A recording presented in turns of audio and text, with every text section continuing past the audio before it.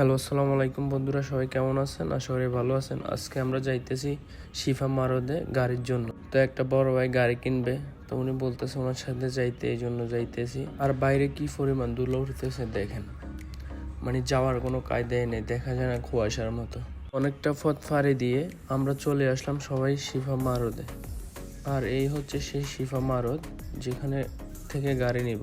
আর একটু সামনে গিয়ে দেখি এখানে জ্যাম হয়ে গেছে, আর যাওয়া যায় না ভিতরে। প্রায় 2 কিলোমিটার হাইটটা তারপর যাইতেছি। তো এখানে দেখেন দালালের অভাব নেই, যেখানে যাবেন ভাই দুনিয়াতে সব জায়গায় দালাল। দেখেন সৌদিরাও এখানে দালালি করে।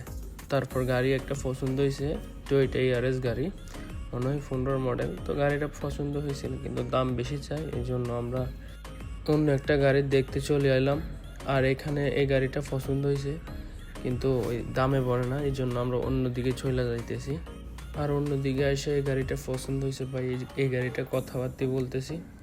প্রায় অবশেষে এই গাড়িটা নিয়ে এটাই নিব, আমরা ভাবতেছি এটাই নিব। আর এইদিকে রাত হয়ে গেছে, রাত্রে অনেক সুন্দর লাগতেছে জায়গাটা দেখেন। তো এখন এই গাড়ি নিয়ে যাইতে হবে, যাইতে যাইতে প্রায় 12টা বেজে যাবে এখান থেকে এই জ্যাম ছাড়তে। তো আমরা গাড়ি নিয়ে নিছি, এখন আমরা গাড়ি নিয়ে যাব ফাস্ট করাতে। এখানে গাড়ি ফাস্ট করানো শুরু করলাম 200 রিয়াল দিয়ে। গাড়ির যত সমস্যা আছে সব বের করে দিবে ওরা। আজকের এই ব্লগটা এই পর্যন্ত, সবাই ভালো থাকবেন, আসসালামু আলাইকুম।